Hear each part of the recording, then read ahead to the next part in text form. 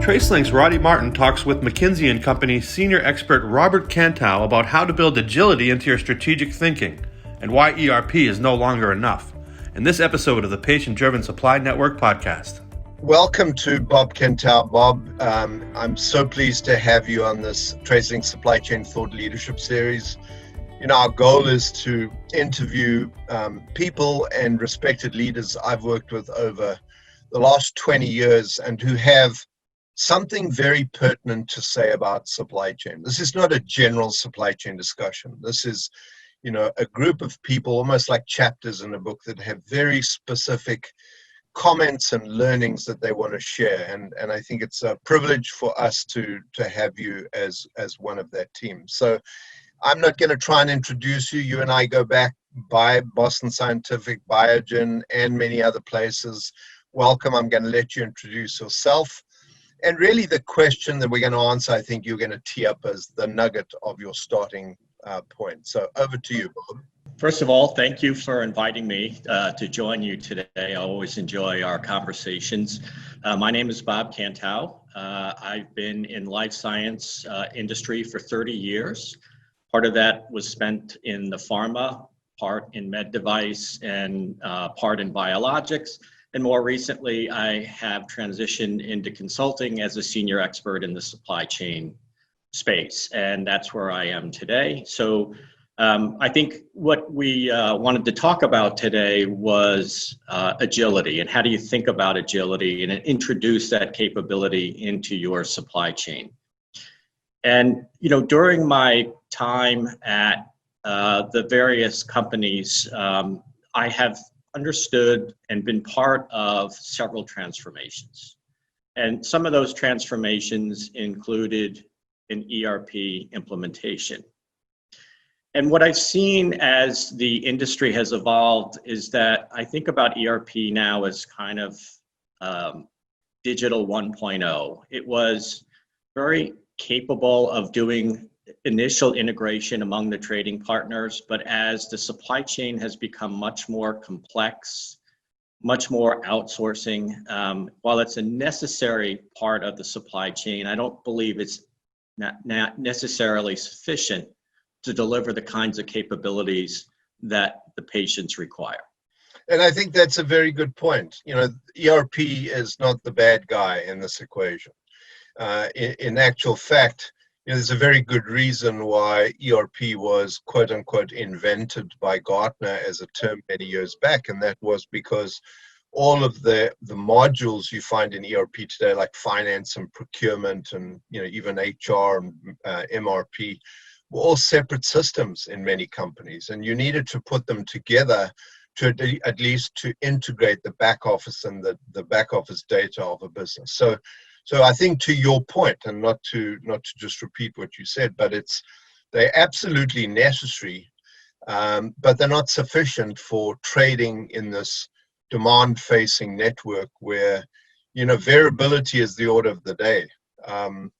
So in terms of agility, Bob, we've had some real fun times getting input from many people inside of TraceLink and outside in the industry on this supply chain credo.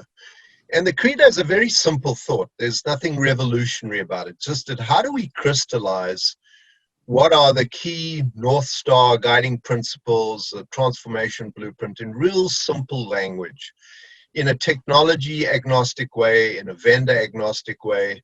How do we crystallize something so that a leader who has a nominal understanding of healthcare could say, what, all of these points make absolute sense, but it's all on one sheet and we can think about what is important. What pops out at you about in the credo? Sure. So I think, the first point around make sure that your supply chain is patient-centric is key. If there's a single, North Star in terms of how do you always think about trade-offs when you're making supply chain design decisions, that should be your guiding principle. And I think if you start there, you're on a good course to make sure that your supply chain is going to be designed in a manner that's effective in making sure that patient outcomes are optimized.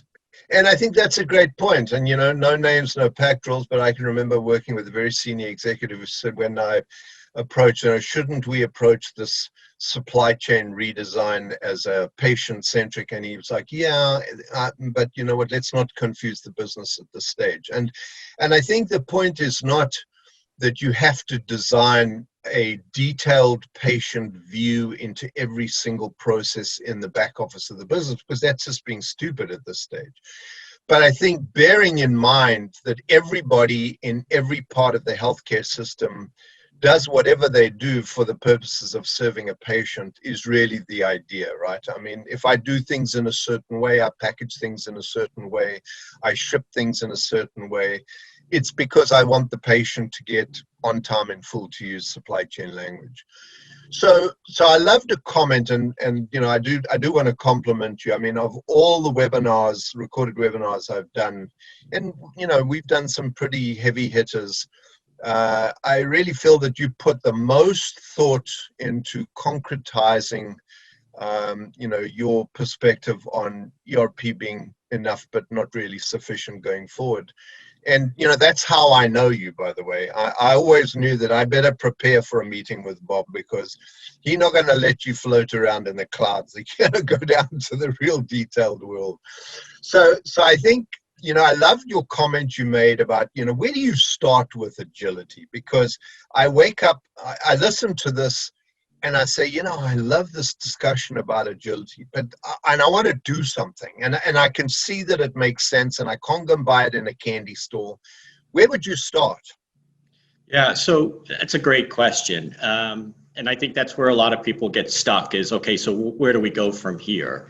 I think some concrete ways that I think about, I delineate into kind of three buckets. The first bucket is to really have an ability to sense a disruption very quickly.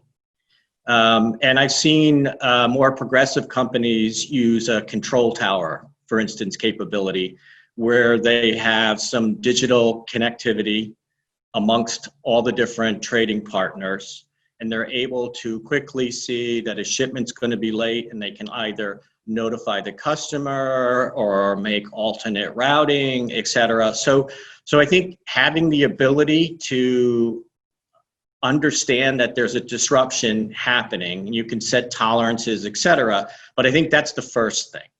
Right. I think, that then would say, how do I build in structural agility into my supply chain?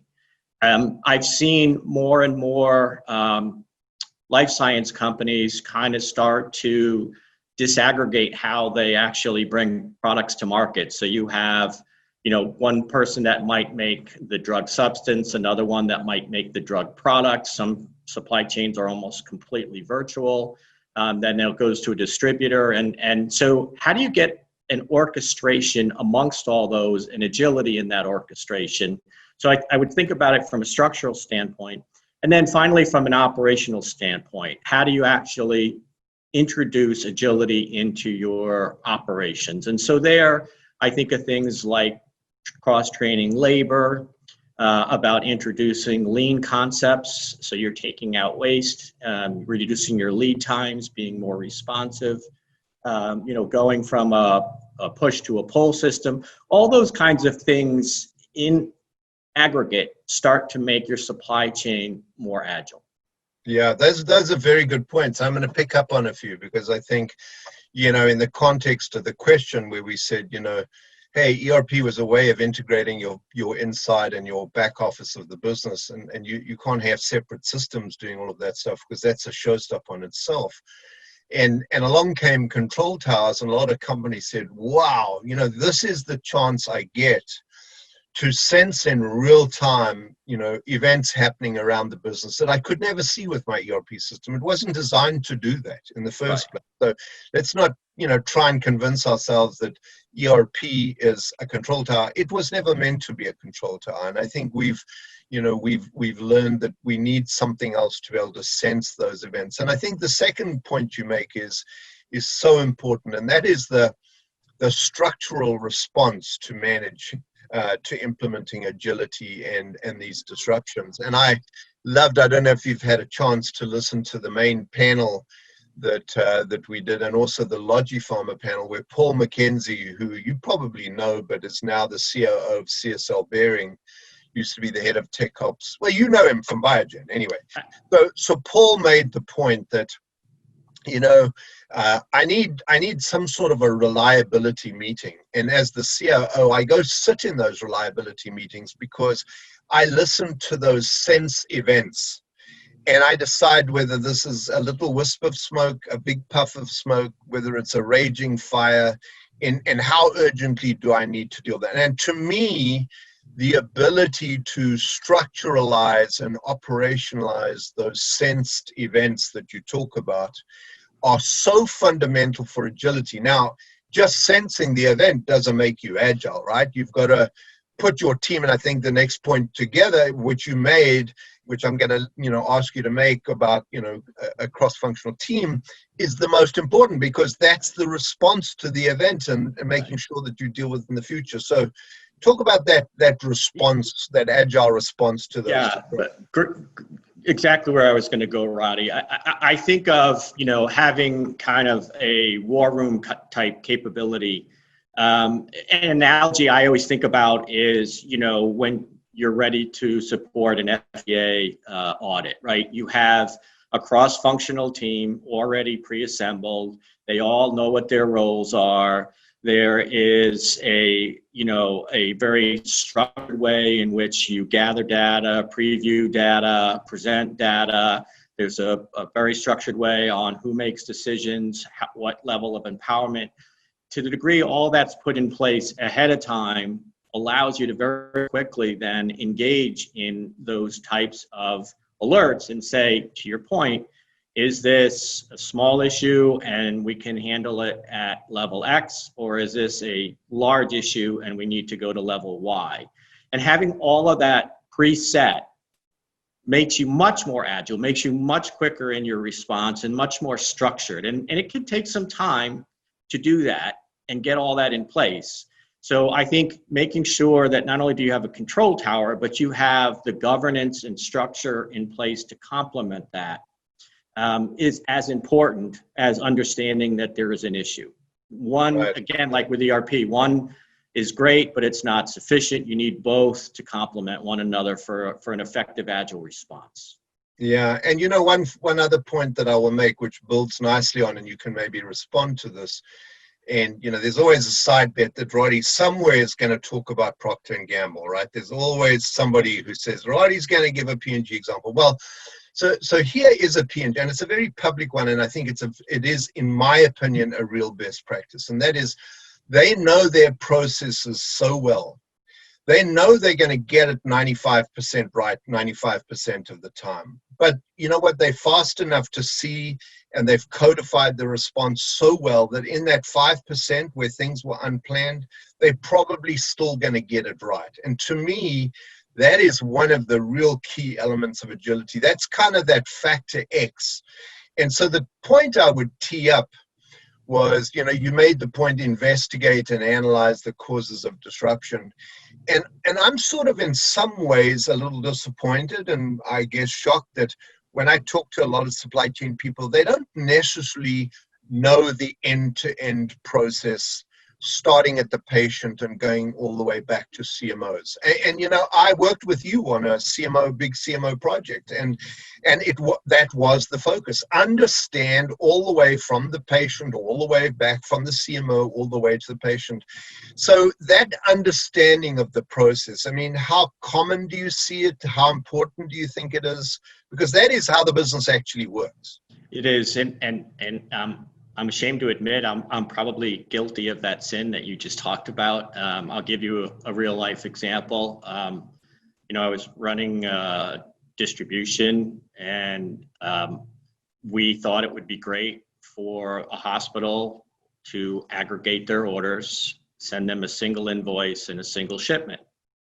And we thought, that would be lean. Why would you want 5 invoices versus 1? Why would you want 5 shipments? And the hospital called us up and said, what are you guys doing? And we're saying, we're trying to be a great partner to you. And they explained to us that, each of the labs places their own order because they have their own budget. So when you send us one invoice, we have to then break that down into 5 separate bills for our internal use. And then we have a very small loading dock. So we don't really have an ability to take a big package, break all that down, and subdivide it into what lab it needs to go to.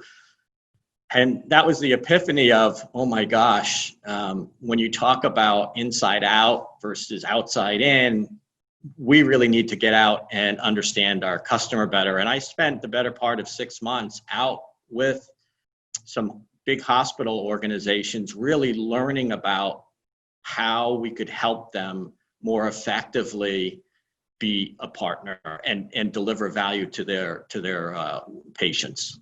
And that's why that's also such a good example, because I think to go back to the ERP case, right? ERP is built to codify the inside out supply and forecast driven processes of a business and integrate all the back office functions.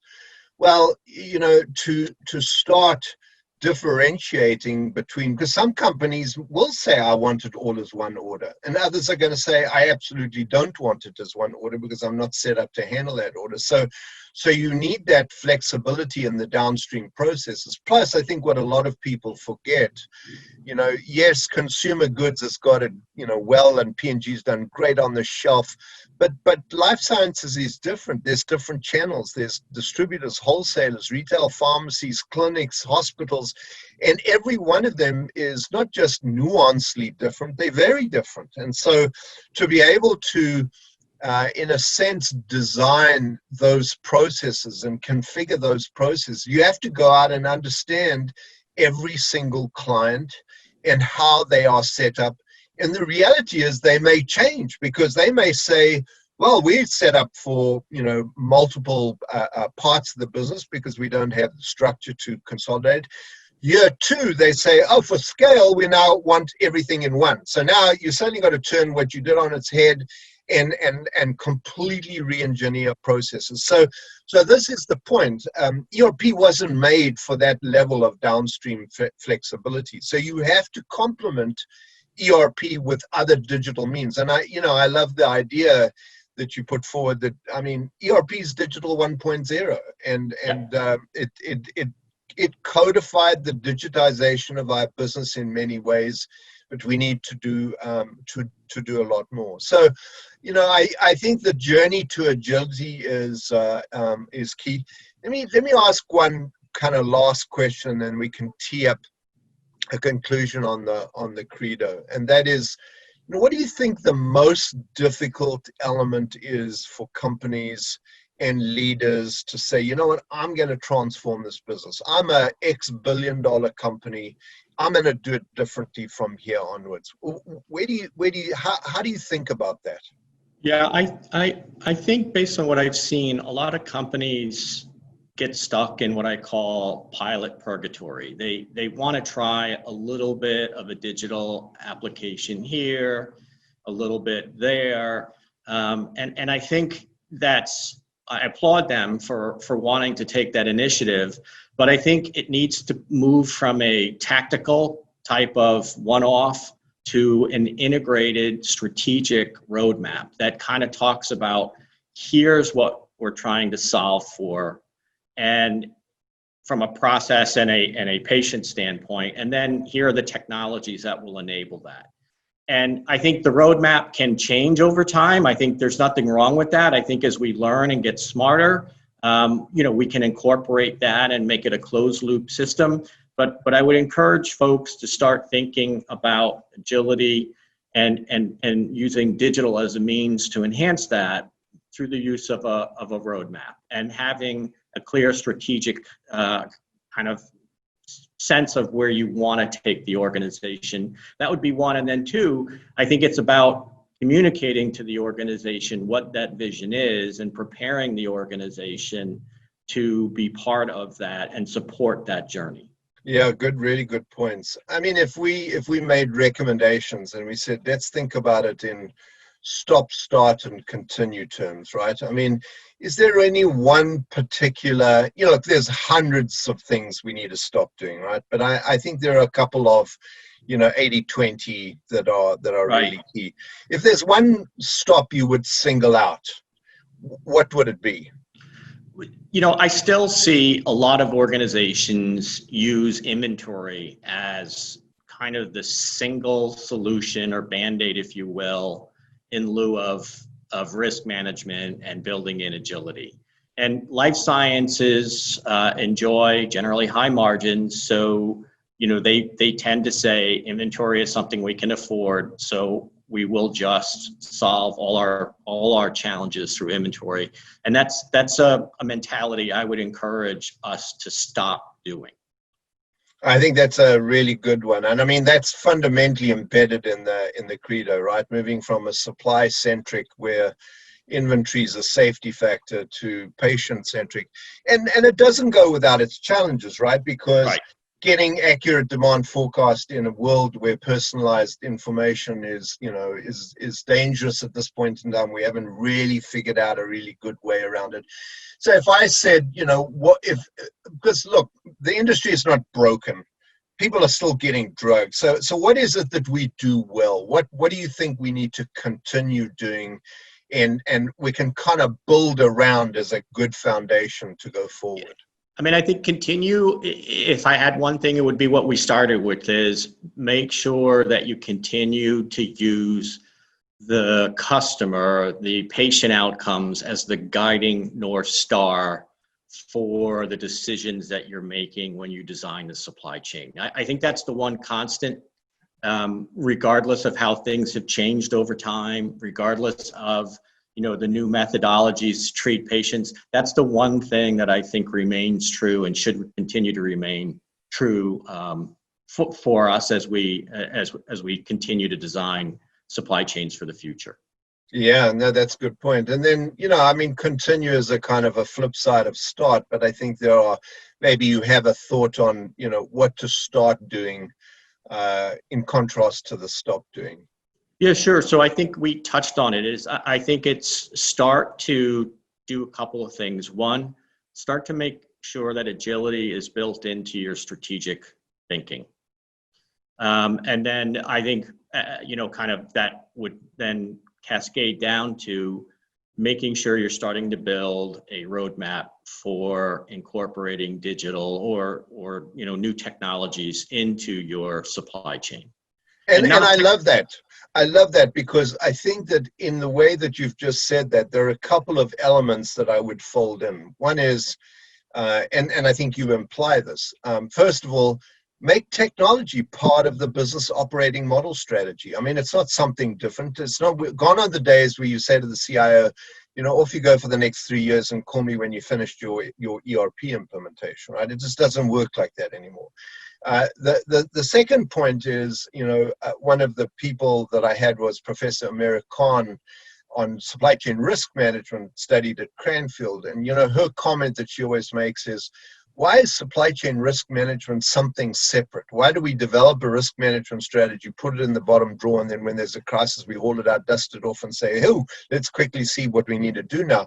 Why is it not continuously tracked as part of the governance model? And I think that fits into your start, right? So the start becomes collect things like that are strategic capabilities, like agility, like supply chain risk management, like the enabling, technology, and bring it all together in a way that doesn't confuse the business and that there's a practical and a pragmatic roadmap. So, I mean, I think those are, excellent points.